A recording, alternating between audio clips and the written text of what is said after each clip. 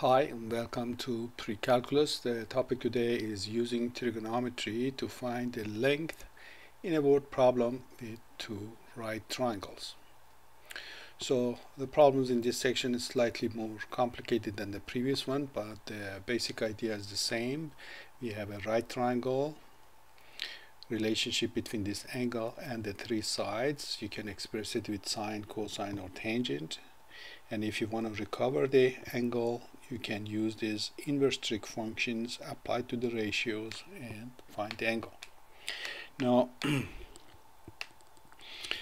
more pressing issue here is understanding a written statement. So what I want you to do is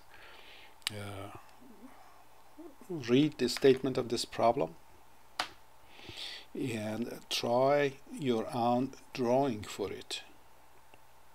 Try to make sure you get what is being conveyed in the statement of this problem, and then try to solve it and come back and check the rest of the solution here.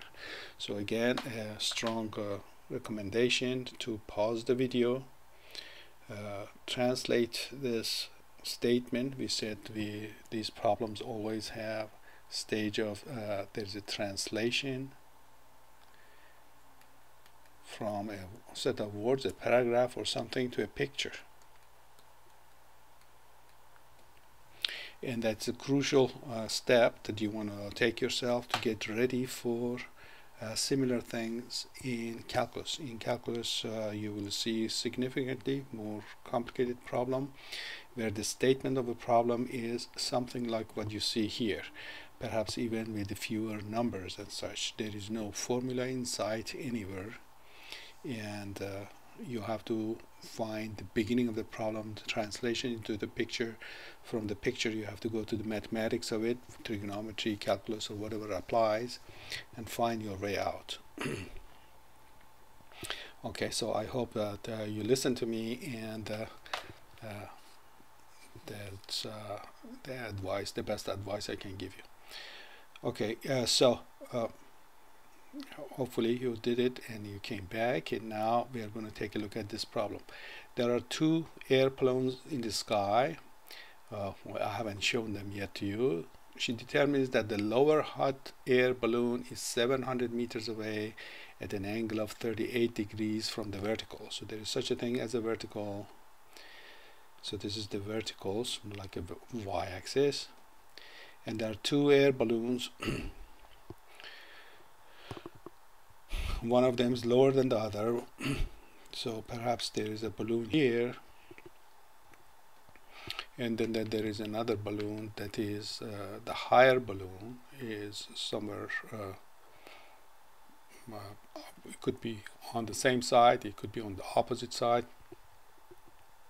Let me draw it here, see if it makes any difference. The lower hot air balloon is 700 meters away from this person. So this is 700 meters. And at an angle of 38 degrees from the vertical. The other one is 1050 meters away, and that one has an angle of 26 degrees. What is it that we want? How much higher is the balloon on the right than the balloon on the left? So that's why I drew one on the right and one on the left. It could have been the other way around. So the question is, what is this, how much higher is one compared to the other one?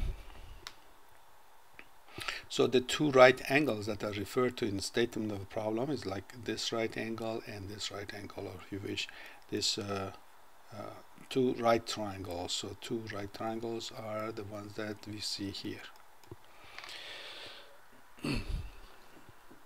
Okay, so what do? I go ahead and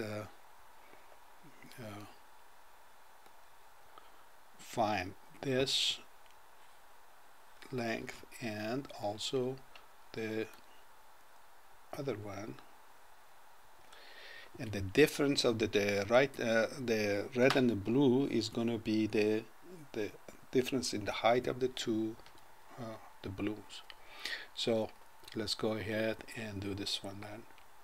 Let's draw the picture separately so the things don't run into each other. This is 700, going to act as a hypotenuse for us. The angle here is 38 degrees. So this is going to be, by now I hope from the previous section you're quick in saying that this is going to be 700 times cosine of 38. Is that right? If you don't see it, consider it as y. Then define what's the relationship between these three quantities. With respect to this angle, this is adjacent, so we need to use cosine. Cosine of 38 is the adjacent over hypotenuse. And when you multiply them, you get the y is equal to 700 times cosine of 38, which is what I wrote here. Okay, so that is one piece of the puzzle. Next, we go ahead and the other one, we have another right triangle. Hypotenuse of that is 1050 and the angle is 26 degrees. So just like the other one, it's going to be 1050 times cosine of 26. Now what's the difference? Let's go assume that this is y1 and say this one y2. This is y2. The difference between the heights of these two are y2 minus y1, which is 10,050 cosine of 26 minus 700 cosine of 38. Now, another advice I can give you, type this thing directly as it is into the calculator. That is generally less error prone than writing individually and subtracting by hand, etc. So that is how to solve this problem. Here is the artwork for this thing, and that's what I was insisting that you do that yourself. Let me see if I can convince you second time around. Here is a problem. Read it, draw your picture, and come back and compare your picture with the one that we have here. So a lighthouse sits at the edge of a cliff as shown. A ship at sea level is 825 meters away from the base of the cliff. So we have a cliff. Here's say a cliff. A ship is in the ocean and it's 825 meters from the base of the cliff. The angle of elevation from the sea level to the base of the lighthouse is 37.2. So here is a lighthouse. Let's suppose lighthouse is here, giving light. At the base, angle of elevation is 37.2. The angle of elevation from sea level to the top of the White House is 38.3. So this is 38.3. Find the height of the lighthouse from the top of the cliff. Do not round intermediate computations and calculate your answer to the nearest tenth. It also says the pictures need not to be drawn to scale, just artistic pictures. Similar problem as before. Notice the issue of practicality of this. Suppose you actually want to measure the height of some tall structure in a place that is not easily accessible. So we say this is supposed to be a cliff. So you don't want to be I don't know, Sylvester Stallone hanging from the cliff just to open a meter to find out what is the height of this building. So you have to find a practical way that you can do this safely and with reasonable accuracy. So of course some of you might say, oh, I go on the top of this and then drop a rope down and so on. So again, the issue is to do something that is practical. So one practical way is to go out, not necessarily easy, but practical is to go out into the water So here is a boat or something. You are so you are the observer, and you make two observations. One is the angle of elevation to the bottom, another one angle of elevation to the top, and of course you have another practical issue: how far away from the cliff are you?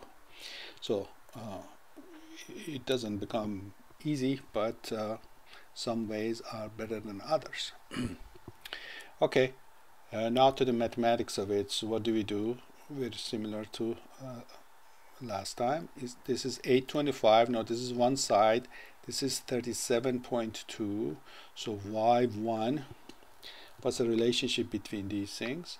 Well, this is going to be adjacent. That's the opposite. So it has to be tangent. So I have tangent of 37.2 is y1 over 825. And so y1 is 825 tangent of 37.2. How about y2? Same thing. y2 is 825 tangent of the other angle is, so y2 is this one. So this is the bottom of the lighthouse, and now we are looking at the top of the lighthouse. The distance from sea level is y2, and that is a tangent of 38.2. All I have to do is to find so the height of the lighthouse is going to be 825 times this tangent, and 825 times that tangent. Stands to reason to factor 825 to make it easier to enter, or do as you wish. 38.3, I guess. Is that 3? Yes. So that's a correction. That's a correction. Now, again, you enter this thing on your calculator, and now these problems are of historical importance as well. If you look back into history in how the radius of Earth was measured. Okay, radius of Earth. Imagine going back 1,000 years ago or 2,000 years ago. There are no satellites or GPS or this or that. It's just you, and the Earth is much bigger than you. So how would you find the radius of Earth? So one of the approaches that was taken, and this is from 1,000 years ago. If you want to read about it, let's see if I have this. Yes, this is the person who calculated the radius of Earth. This is going back to 1,000 years ago. If you go back to also time of ancient Greeks, you also find other attempts at finding radius of Earth, and all of that relies on basic trigonometry. Okay, so this is the picture, the artwork for what we just talking about. Now let's go ahead. Another problem in this category, you might see it in some of the homework problems. Suppose, very similar to this finding the height of the lighthouse, suppose there is a mountain and you want to find out how tall it is. What's the height of the mountain? Well, how can you do that? It's not a simple task at all. Let's consider a situation like that picture I showed you. That person was traveling through India, and that's what he thought of doing. There was a mountain right next to the ocean. So ocean line, we consider it as or the shoreline, we consider it as flat. Let's assume that's a bit of oversimplification, but for time being that's good enough. The idea of this person was to go somewhere, measure the angle of elevation, let's consider that alpha, and go back out by a considerable distance comparable to uh, the accuracy of instruments and height of the mountain, and do another observation to a certain point, a specific point on top of the mountain, and we do another angle of elevation and calculate that one. So we have alpha and beta, and it would be relatively easy to find out how far we backed up. So let's consider that distance L. So we have measured alpha, we have measured beta, we have measured L, and then we want to find H in terms of alpha, beta, and L. Okay, we were talking about measuring the radius of Earth. What does that have to do with finding how tall a certain mountain is? So what this person did, imagine this is Earth. Of course, they assume Earth is round. He would go on top of this mountain. Well, the mountain is going to be smaller than this, but just to draw. And we'll find the angle of depression of the horizon. So this is rather exaggerated. So there is a horizon where he's standing. So he draws a perpendicular line here. And he looks at the edge of the ocean and finds the angle of depression there. He has to tilt his head down a tiny bit, find out what that angle is. So that angle is a tiny angle, is call it an epsilon. If you have epsilon, if you measure this, and also you measured height of the mountain you climbed, from these two you can find the radius of Earth. And that was one of the major achievements of this person. He got the radius of Earth down to about 5% accuracy, which is remarkable for the instruments that they had at that time. So the process had two parts. One, find the height of the mountain, and finding height of the mountain will be very similar to the problems we are doing right now. Step two, this is step also can be done with the trigonometry that you are learning. If you are interested, you let me know. We will have a conversation about it. So right now we are just going to do this one. It shows up in many of the trick books that you see. Perhaps it shows up in your textbook as well. So what do we do? Again, issue of the practicality is that you cannot like drill a hole here and drop a rope to figure out how tall the mountain is. It's not accessible to us, and that's why we have to go somewhere else, make some measurements, and do this. Sometimes you see people on the side of highways with this orange tripods trying to measure one thing or another. All of their calculations also based on the trigonometry that we are learning. So here, how do we proceed? So okay, from this point to the base of this height, we don't know how big that is. Let's call that x. Okay, now, well, what's tangent of alpha? Tangent of alpha is the ratio of the opposite to adjacent. Okay, how about tangent of beta? Tangent of beta is similar, except that the denominator is from all the way here to here, which is L plus x. I want to figure out h, but I don't know what x is. Again, I cannot drill a hole here and find out how far I go to get to that bottom. Here is a simple algebra we can do that helps us get rid of x. Turn this thing upside down. It becomes cotangent of alpha is x over h. Turn this one upside down. It becomes cotangent of beta is L plus x over h. Well, now it's easy to get rid of x. Subtract these two. So cotangent of beta minus cotangent of alpha is L plus x over h minus x over h. Well, here is the magic of cancellation. So L plus x minus x. So just L over h. Now what? We want to find h. That was our objective. This is one side of equation, this is the other side. We learned you can exchange these two.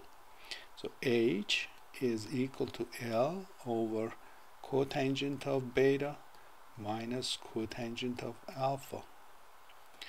Now cotangent is not on your calculator, so you are forced to go back to tangent. 1 over tangent of beta minus 1 over tangent of alpha.